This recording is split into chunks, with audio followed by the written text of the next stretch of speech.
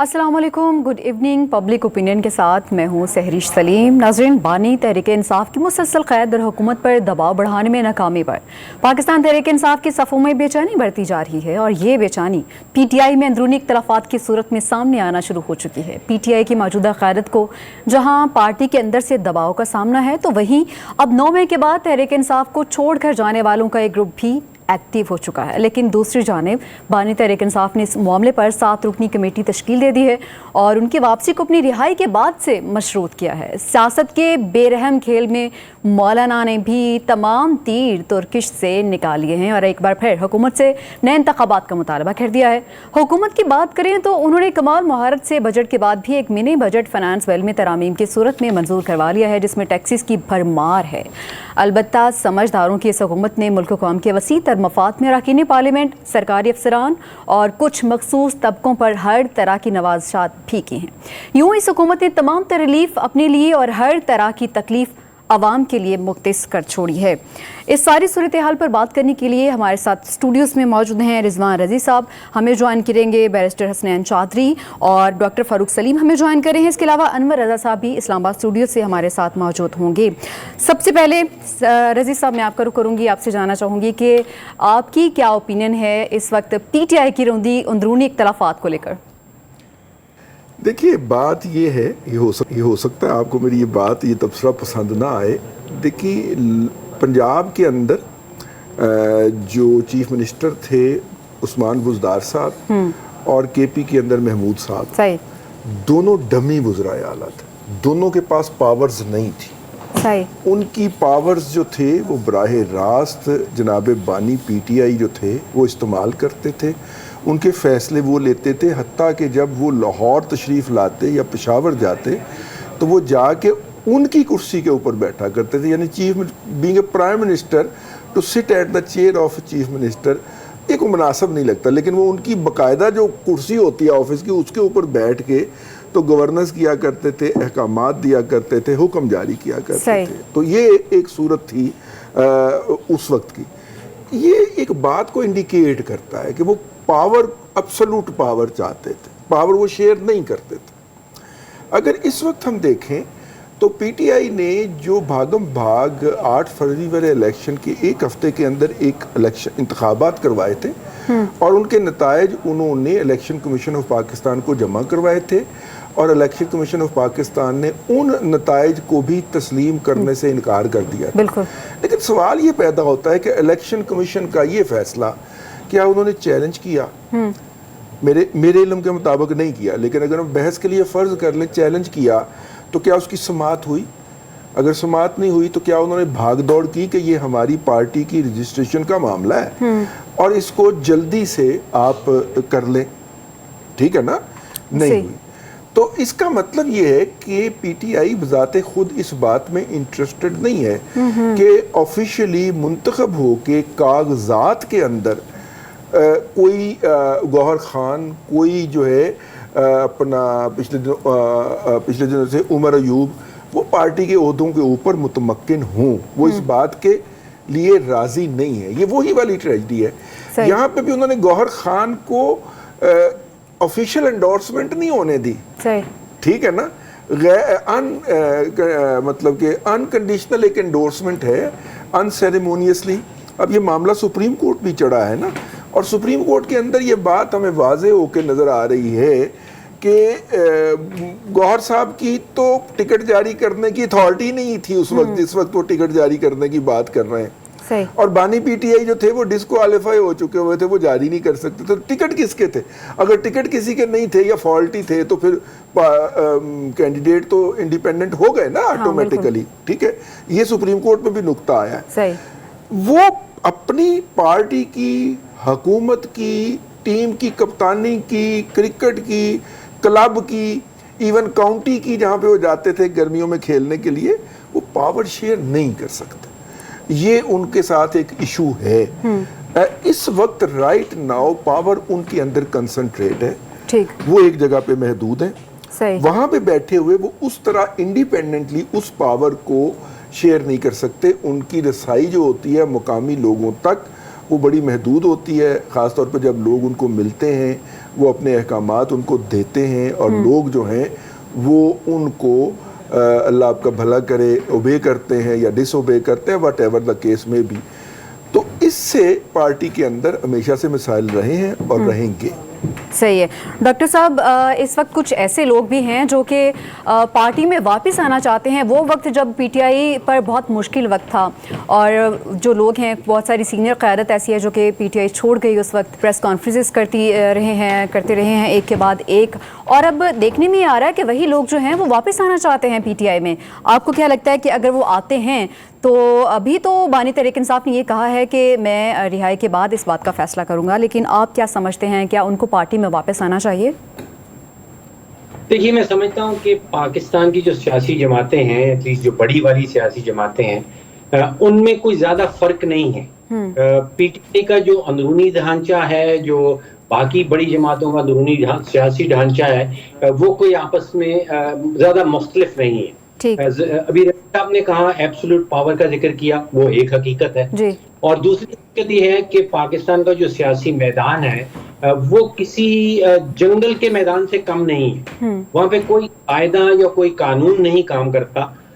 ایک شیر ہوتا ہے پارٹی کے اندر، اور وہ شیر جب جیل میں چلا جاتا ہے تو پھر وہ جو دھڑے بنے ہوتے ہیں پہلے سے، وہ طاقت کے حصول کے لیے ایک دوسرے سے لڑتے بھی ہیں اور طاقت حاصل کرنے کی بھی کوشش کرتے ہیں. لیکن طاقت جو ہے وہ اسی شیر کے پاس ہی رہتی ہے. اب جن جماعتوں کی جڑیں ہیں عوام کے اندر، ان کو اگر مصنوعی طریقے سے پارٹی کو ختم کرنے کی کوشش کی جائے، دھڑوں کو طاقتور کرنے کی کوشش کی جائے، تو ایونچولی ہماری سیاسی تاریخ گواہ ہے کہ وہ مصنوعی طریقے کامیاب نہیں ہو پاتے، وہ کوئی پارٹی توڑنے میں کامیاب نہیں ہو پاتے. تو پی ٹی آئی میں بھی وہی حقائق ہیں. ایبسولوٹ پاور ہے جس کا رضی صاحب نے ذکر کیا، بالکل ہے. لیکن دوسری حقیقت یہ بھی ہے کہ جب بھی کسی پارٹی کا، چاہے وہ پی ایم ایل این ہو، چاہے وہ پیپلز پارٹی ہو، چاہے وہ پی ٹی آئی ہو، جب ان کا شیر جیل میں جاتا ہے تو وہ دھڑے جو ہیں ہمیں نظر ایسا آتا ہے کہ شاید پارٹی ٹوٹنے والی ہے. لیکن تاریخ گواہ ہے، سیاسی تاریخ گواہ ہے کہ وہ پارٹی ٹوٹتی نہیں. بالکل صحیح ہے. انور صاحب، فواد چودھری بار بار یہ کہتے ہیں کہ موجودہ قیادت پی ٹی آئی کی جو ہے وہ اس قابل نہیں ہے کہ سیاسی دباؤ بڑھا سکے یا بانی تحریک انصاف کو جیل سے رہا کروا سکے. آپ کو کیا لگتا ہے کہ فواد چودھری اس طرح کے بیانات دے سکتے ہیں؟ دیکھیے، جب بانی پی ٹی آئی جیل گئے اور اس سے پہلے جب اسمبلیاں توڑی گئیں تو اس وقت دو آراء تھی. جو وکلا تھے ان میں سے ایک کی رائے یہ تھی کہ ہمیں، اور سیاستدانوں کی رائے تھی کہ اسمبلیاں نہیں توڑنی چاہیے، لیکن بانی پی ٹی آئی نے کسی کی بات نہیں سنی. اور اس وقت اس کے بعد جب انتخابی عمل شروع ہوا تو شیر افضل مروت انہوں نے بڑی اگریسو سیاست کی، اور اس اگریسو سیاست کا انہیں فائدہ بھی ہوا، اور اسی وجہ سے وہ پارٹی میں اپنی بڑی تیزی سے جگہ بنانے میں کامیاب ہوئے. لیکن پھر بعد میں ان کی اپنی پالیسی کو نگلیکٹ کیا گیا، اور لوگوں کی رائے تھی کہ ہمیں آئینی اور قانونی طریقے سے انتخابات کے بعد پارلیمانی سیاست کرنی چاہیے. پھر بانی پی ٹی آئی کے ساتھ جیل میں جن رہنماؤں کی ملاقاتیں ہوتی رہی، وہ آدھا سچ اور آدھا جھوٹ لے کر باہر آیا کرتے تھے. جب وہ میڈیا سے بات کرتے تھے تو آدھی بات کیا کرتے تھے، اور جو پارٹی کے اندر بات کرتے تھے وہ بالکل اس کے اپوزٹ ہوا کرتی تھی. کیونکہ بہت سارے ایسے رہنما ہیں پی ٹی آئی کے جن سے ہماری بات ہوئی، انہوں نے کہا کہ ہم نے تو بانی پی ٹی آئی سے یہ بات کی تھی، لیکن جب کسی اور رہنما نے کسی اور طریقے سے بات کی. اب پاکستان تحریک انصاف کے درمیان جو دھڑے ہیں آپس کے، ان دھڑوں کے درمیان ٹرسٹ ڈیفیسٹ ہے. ہر کوئی یہ چاہتا ہے کہ اقتدار میں وہ سب سے آگے ہو اور بانی پی ٹی آئی کا چہیتا ہو، لیکن چونکہ بانی پی ٹی آئی بھی کسی پر اعتبار کرنے کو تیار نہیں ہے. آپ نے دیکھا ہوگا کہ شیر افضل مروت جب انتخابات سے قبل ان کی سیاست تھی تو ان کو بانی پی ٹی آئی نے بڑا اپریشیٹ کیا، لیکن جب پھر مذاکرات کی بات آئی تو ان کو بالکل پیچھے کر دیا گیا. اب آپ کا جو سوال تھا فواد چودھری سے والا، یہ بات ان کی کسی حد تک درست ہے. اس کو دوسرے طریقے سے لیا جاتا ہے کہ شاید وہ پارٹی میں واپس آنے کے لیے اس طرح کی گفتگو کر رہے ہیں، لیکن پاکستان تحریک انصاف کو ایسا شخص کو چاہیے کہ جو پارلیمانی سیاست بھی کرے اور عوام کو بھی، جو ان کے ووٹرز ہیں ان کو انٹیکٹ رکھے. مجھے نہیں لگتا کہ ایسا کوئی شخص ان کے ہاں موجود ہے. اس لیے چونکہ فواد چودھری پارٹی کے کیبنٹ کے امپورٹنٹ رکن رہ چکے ہیں اور وہ عمران خان کے بہت قریب بھی رہے ہیں، اس لیے وہ یہ بات کرتے ہیں کہ پاکستان تحریک انصاف میں اب ایسی کوئی قیادت نہیں کہ جو حکومت پر دباؤ ڈال سکے اور جو عوام کو، جو ان کے ووٹرز ہیں ان کو انٹیکٹ رکھ سکے. یہی دیکھے، آپ نے دیکھا ہوگا کہ آج شیر افضل مروت صاحب اور بات کرتے ہیں، گور صاحب کی اور بات ہے، اسد قیصر اور بات کرتے ہیں. کچھ لوگوں کا خیال ہے کہ ہمیں پارلیمانی سیاست کے ذریعے ذریعے हुकूमत पर दबाव डालना चाहिए, कुछ लोगों का ख्याल है कि हमें अवामी ताकत के ज़रिए हुकूमत को घुटने टेकने पर मजबूर करना चाहिए, और कुछ लोगों का ख्याल है कि हमें हुकूमत की बजाय इस्टेब्लिशमेंट के साथ मुज़ाकरात करने चाहिए ताकि इसका कोई आउटकम भी हो सके। ठीक है, बैरिस्टर हुसैन चौधरी हमारे साथ स्टूडियोज़ में मौजूद हैं, बहुत शुक्रिया आपके वक्त का। सर, वकला की टीम जो पीटीआई में आई है, जो पीटीआई को ज्वाइन किया है, तो लग रहा था कि एक बहुत मजबूत पार्टी बन चुकी है, लेकिन वक्त के साथ साथ हमें देखने में आया कि वकला में भी इख्तलाफात पैदा हो रहे हैं और एक एक करके उनके बयानात सामने आते रहे हैं। लेकिन अभी आपको क्या लगता है कि इस पार्टी में अभी, जैसे कि अनवर रज़ा साहब ये भी कह रहे हैं कि ऐसा कोई बंदा नहीं है जो आवाम के साथ इंटरेक्ट कर सके उस तरीके से जिस तरह से बानी तहरीक इंसाफ खुद करते थे?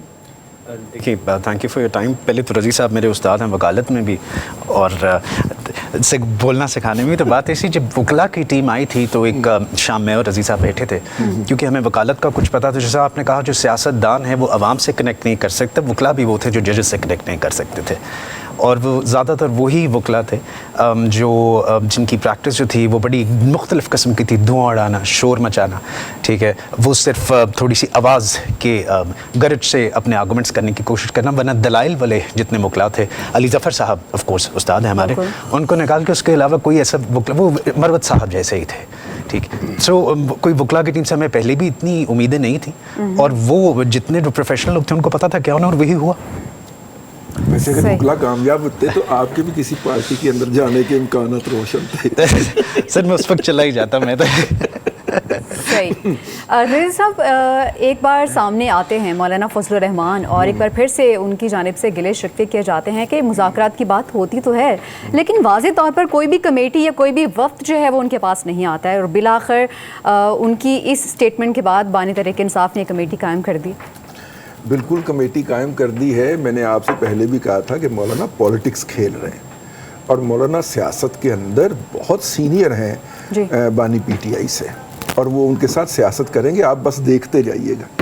आज जो सुप्रीम कोर्ट में हुआ है, और जिस तरह मौलाना के वकील कामरान मुर्तज़ा साहब ने वो आर्गूमेंट अडॉप्ट किए हैं, जिनके तहत ये बात, जिसका अल्टीमेट मतलब था, और जजेस ने इसका मज़ा भी लिया थोड़ा सा, मोअज़्ज़ज़ जजेस ने, और उन्होंने कहा कि हमने इलेक्शन कमीशन के जो आर्गूमेंट हैं उनको अडॉप्ट करना है।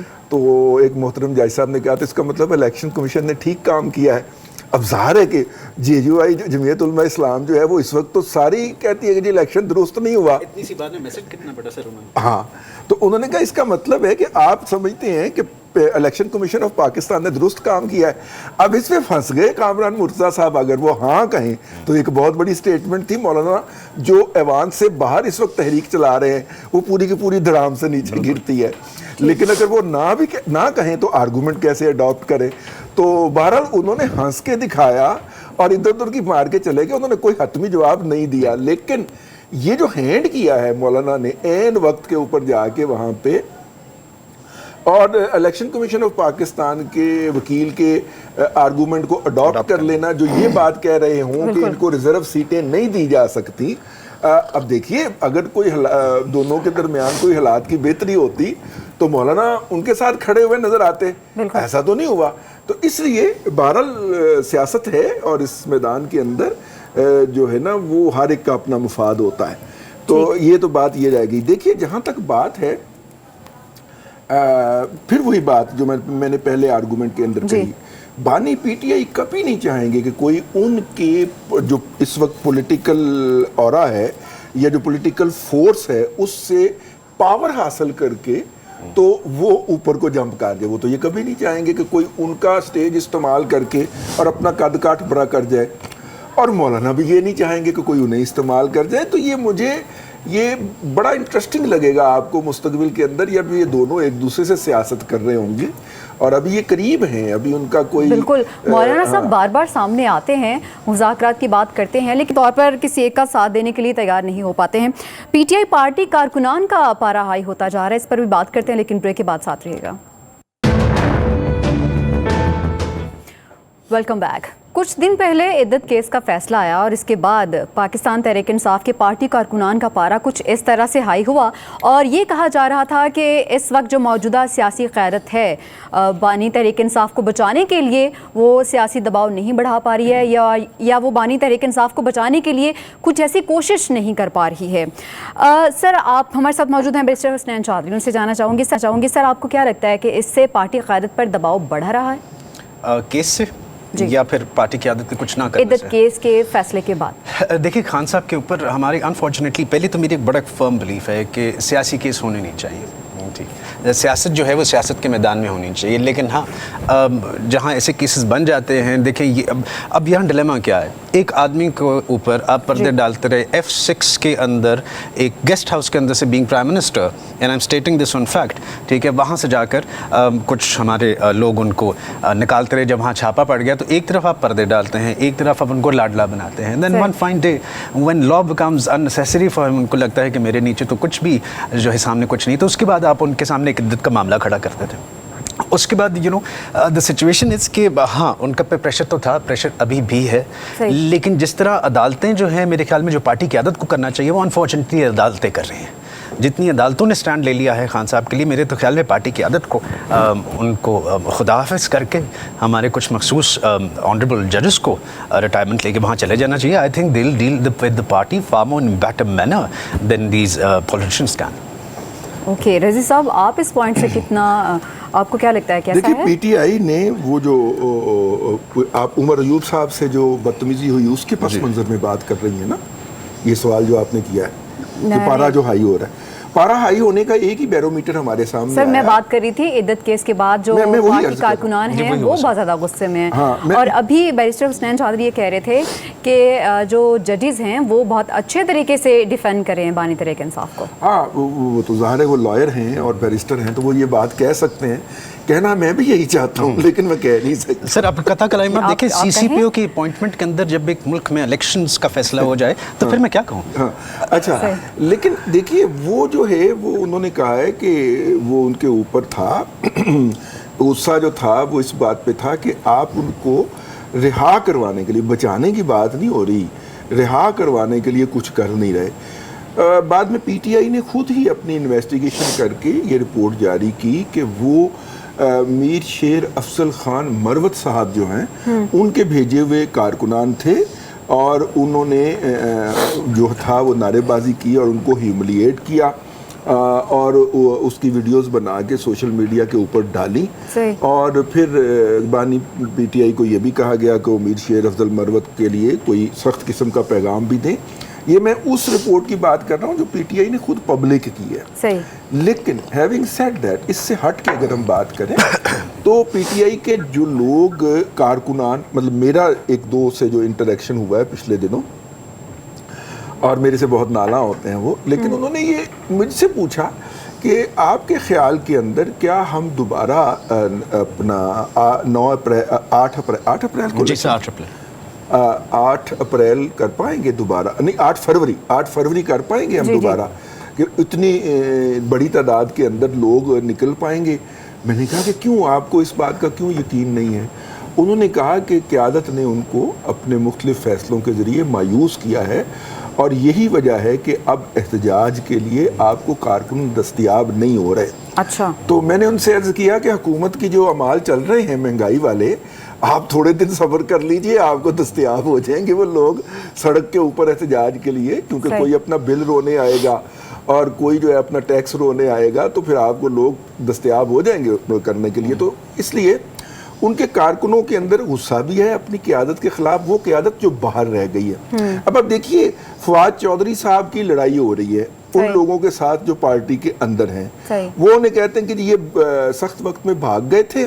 فواد چودھری کہتے ہیں کہ ان میں سے کسی کو گرفتار نہیں کیا گیا. جو اس وقت قیادت مسلط ہے، یا ہم مسلط کہنے والے کون ہوتے ہیں، جو اس وقت پی ٹی آئی کی قیادت ہے، وہ کہتے ہیں، فواد چودھری ان کے بارے میں کہتے ہیں کہ ان میں سے دیکھیے کوئی بھی ایک دن کے لیے بھی گرفتار نہیں ہوا، میں تو 7 ہفتے اندر رہا اور ٹارچر سہا. تو وہ جو ان کی آپس میں بھی ایک خے بخے ہو رہی ہے، وہ بھی بڑے آرام سے چپس کھاتے ہوئے اور کولڈ ڈرنک پیتے ہوئے اور چائے پیتے ہوئے، کافی پیتے ہوئے، وہ دیکھنے والی بات ہے. اس وقت PTI बमुकाबला PTI है। बिल्कुल ऐसा ही है जी। इसी बात पे अनवर रज़ा साहब, ऐसा क्यों हो रहा है कि जब भी कोई पार्टी का जो सीनियर रहनुमा है या वकला की टीम में से कोई भी बंदा जब जाता है बानी तहरीक इंसाफ से जेल में मुलाकात के लिए, तो सबकी जानिब से अपने अपने बयानात जो हैं वो सामने आते हैं, वो जो बताते हैं समटाइम्स उन बयानात में तजाद आ रहा होता है सामने। जी, पाकिस्तान तहरीक इंसाफ की जो मौजूदा क़यादत जेल से बाहर है, उनमें इख्तियारात की जंग है। वो चाहते हैं कि इख्तियारात बानी PTI के बाद उनके पास और जो फैसले वो करे वो शायद पार्टी पर मुसल्लत किए जाएँ, लेकिन ये कोई मानने को तैयार नहीं, क्योंकि वकला का ग्रुप अपनी जगह पर है, सीनियर सियासतदानों का ग्रुप अपनी जगह पर है, पार्टी जो छोड़ चुके हैं वो पार्टी में वापस आने के लिए अगर बात कर रहे हैं, कुछ लोग उनको वापस नहीं लाने देना चाहते, कमेटियाँ बन गई हैं, फिर मुज़ाकरात की बात की जा रही है, फिर एहतजाज की बात की जा रही है। बहुत ज़्यादा पाकिस्तान तहरीक इंसाफ के जो लीडरशिप है उसमें कन्फ्यूजन पाया जाता है।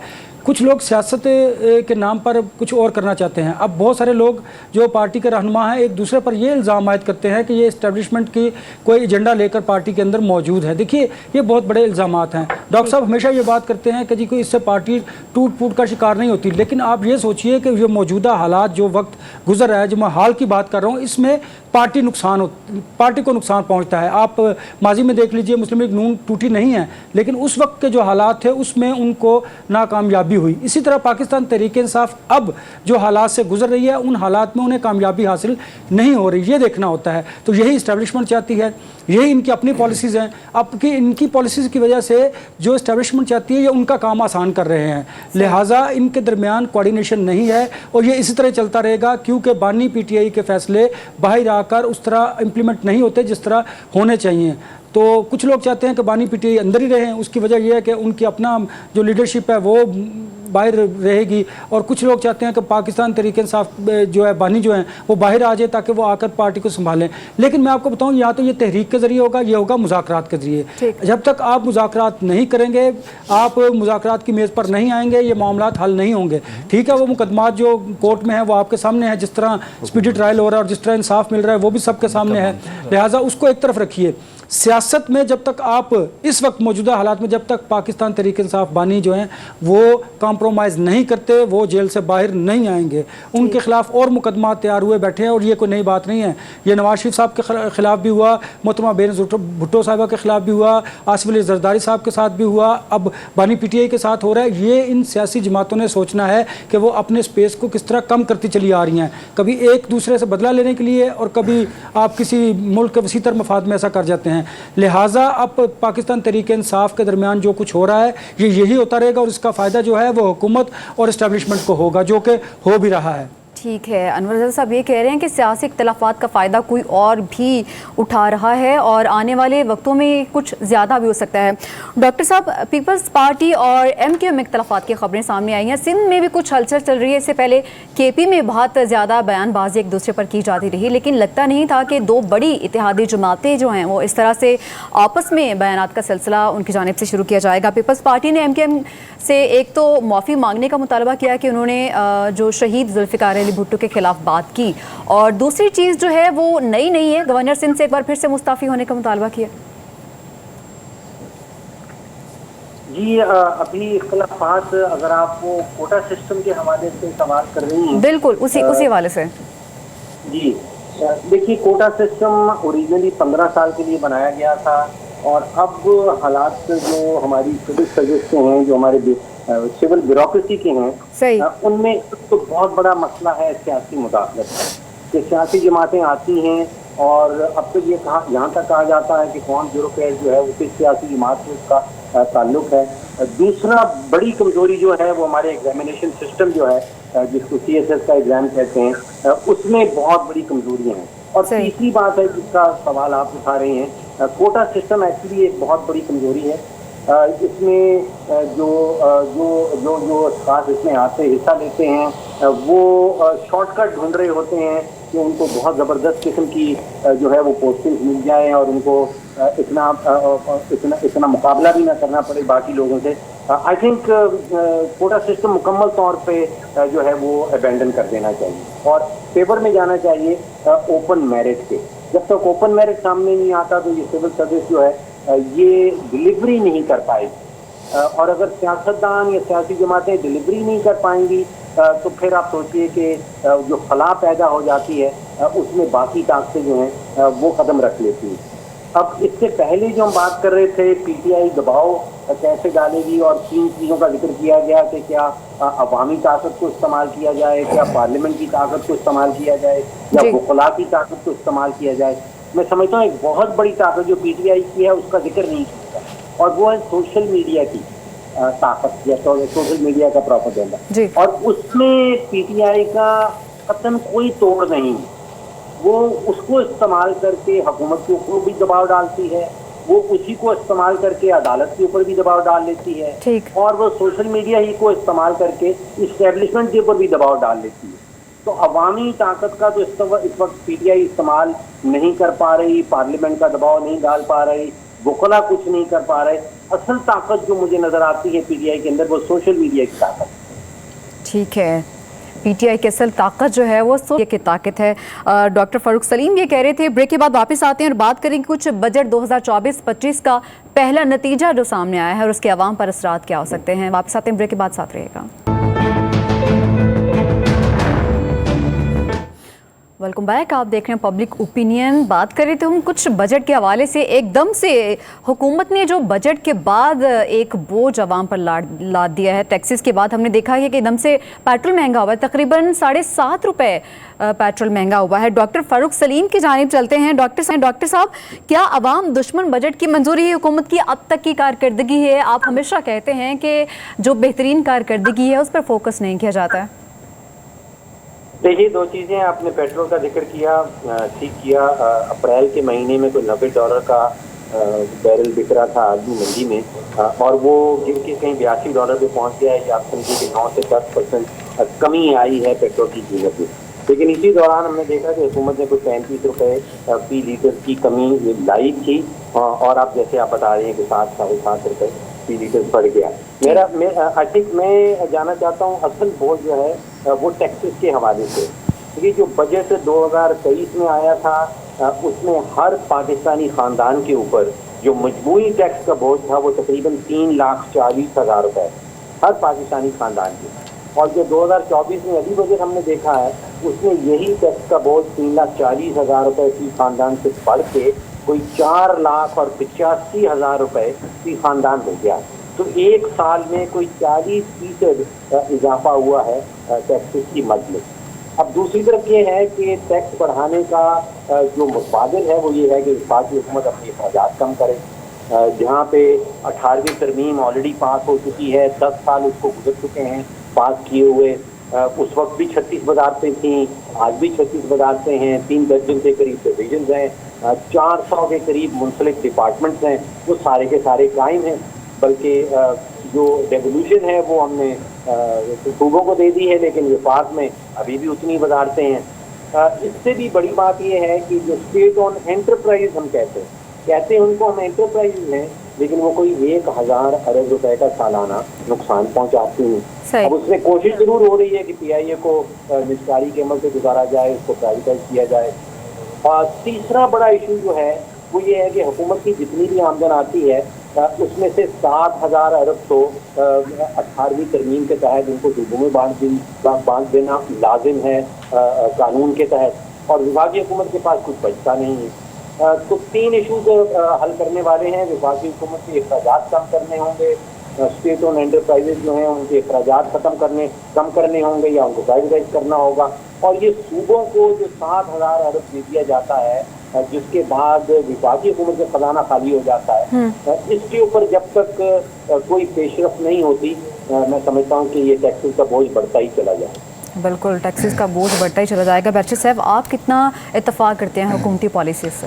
ایکچولی حکومتی پالیسی سے میں اتفاق بھی کرتا ہوں، لیکن اس کے ساتھ ساتھ I feel bad for them, because I think ہمیں as a nation we have got short term memory loss. ہم بھول جاتے ہیں ہمارے ساتھ کیا ہوا. وہ اسٹیٹمنٹ بھول گئے ہیں جب ایک لیڈرز نے، ایک ملک کے پریمیئر نے اترنے سے پہلے کہا تھا میں جو ٹائم بامز لگا کے جا رہا ہوں آپ لوگ یاد رکھیں گے. دیکھیں بات یہ ہے, آپ ایک بینک آف پنجاب سے گاڑی نکالنے بھی جائیں نا جی, تو آپ کے ساتھ ایک معاہدہ ہوتا ہے, جب آپ کسی سے پیسے لیتے ہیں وہ معاہدہ ہوتا ہے, آپ کو ریٹرن کرنے ہوتے ہیں. اس کے بعد جب آپ ریٹرن نہیں کرتے اور اس کی جو ٹرمز ہیں, کنڈیشنز ہیں, ان کو پورا نہیں کرتے, تو وہ آپ کو پھر لینڈنگ نہیں کرتا, رینیول نہیں کرتا. ہمارے ملک کے وہ حالات آ گئے کہ وہ آپ کے پرائم منسٹر کی بات نہیں مانتے تھے, آپ کی سوورن گارنٹی کی بات نہیں مانتے تھے, آپ کے ساتھ 3 ملک آ کے کھڑے ہو گئے, وہ پھر نہیں مانتے تھے, کیونکہ آپ نے ساتھ جو ان کے ساتھ معاہدہ کیا تھا اس کی پاسداری نہیں کی. اس وجہ سے اس حکومت نے پہلے تو یہ پلان IMF کا اتنی مشکل سے لیا, and now the terms and the conditions of that program have to be dealt with. ٹھیک ہے, یہ تھوڑا سا اب ہمیں گزرنا پڑے گا. پہلی دفعہ اب پیپل آر ورکنگ. ابھی دیکھیں سی پیک کا آپ کا سارا پروگرام, وہاں پیسے دینے پچھلی پوری حکومت میں کچھ نہیں ہوا. ٹھیک ہے, آپ کا کوئی انفراسٹرکچر کھڑا نہیں ہوا. کیا وہ انہوں نے ہمیں پیسے خیرات میں دیے تھے؟ نہیں, it was a grace period. ہم نے اس کے اندر تعمیر کرنا تھا اپنا سارا اسٹرکچر, جو ہم نے نہیں کیا. اب ان کی مہربانی ہمیں اور وقت ملا, and we have started working سارے سی پیک کے اوپر. سو بات یہ ہم ایک صحیح راستے پہ چل پڑے ہیں, چلتے رہیں, کنسسٹنسی رہے. ٹھیک ہے, بیچ میں کوئی ایسی چیز نہ ہے کہ اس دفعہ جب چائنا سے ٹرکس آنا شروع کرے گوادر کی طرف, تو اس دفعہ سپریم کورٹ کی جو دیواریں ہیں ان کے اوپر اگر شلواریں نہیں لٹکیں گی تو ہماری اکانومی کا پہیہ چلے گا آگے. ٹھیک ہے, جب تک آپ کی انسٹیبلٹی رہے گی, economy is secondary, instability is first. آپ نے اس ملک کے اندر فساد پہ فساد ڈال ہی رکھا, آپ نے سکون ہی نہیں آنے دیا. So finally things are going to get very better, just give it time. ٹھیک. رضی صاحب, شاہد فخر عباسی نے حکومت سے مطالبہ کیا ہے کہ پہلے اپنے اخراجات کم کریں, اس کے بعد جو بجٹ بنایا گیا ہے اس پر نظر ثانی کریں. جی, اپنے اخراجات تو بڑے کم ہیں, لیکن جتنا بڑا انفراسٹرکچر ہماری ریاست نے وزیر خزانہ نے یہ کہا بھی ہے کہ یوٹیلٹی بلز تو وزراء اپنے خود ادا کر رہے ہیں, لیکن اس کے باوجود باقی مراتب ہیں. وزیر خزانہ صاحب جو ہیں وہ ایک بہت بڑا ڈیزاسٹر مجھے لگا ہوئے ہیں. دیکھیے, میں آپ کو ایک مثال دیتا ہوں. بینکوں کے اوپر سپر ٹیکس لگانے کی بات کی حکومت نے, اور بینک جو تھے وہ عسکری بینک کی امامت کے اندر اسلام آباد ہائی کورٹ میں گئے, اور اسلام آباد ہائی کورٹ نے وہ ٹیکس سٹے کر دیا. اور یہ بات قانون کے اندر لکھی ہوئی ہے کہ فائنانشیل میٹرز کے اندر آپ مدعا علیہ کو نوٹس کیے بغیر میٹر کو سٹے نہیں کر سکتے. لیکن جن کو مداخلت کے اوپر بہت زیادہ آج کل گلے شکوے ہیں, انہوں نے انسٹیگرنٹ وائلیشن کے ساتھ جو تھا یہ کام کیا. اب سپر ٹیکس کیا تھا بینکنگ سیکٹر کے اوپر؟ اب دیکھیے 85% ہمارا مقامی قرضہ ہے, 85 سے 90%, جی, اور 9,800 روپیہ یا 9,800 ارب روپیہ ہم نے اس دفعہ دینا ہے کس کے اندر, سود کی مد میں. یعنی اس کا 85% یا 90% مقامی بینکوں کے پاس جانا ہے. ان کے پاس انکم اضافی آنی تھی, اس انکم کے اوپر ہم نے ٹیکس لگایا, سپر ٹیکس, اور اس سپر ٹیکس کو سٹے کر دیا. تو یہ 700-800 ارب روپے کا جو لاس ہوا, وہ یہ فائنانس منسٹر صاحب کہاں سے لائیں؟ انہیں چاہیے تھا وہ ایکٹیولی پرسو کرتے جا کے ہائی کورٹ کو کہ بھائی جان یہ سٹے لفٹ کریں. صحیح.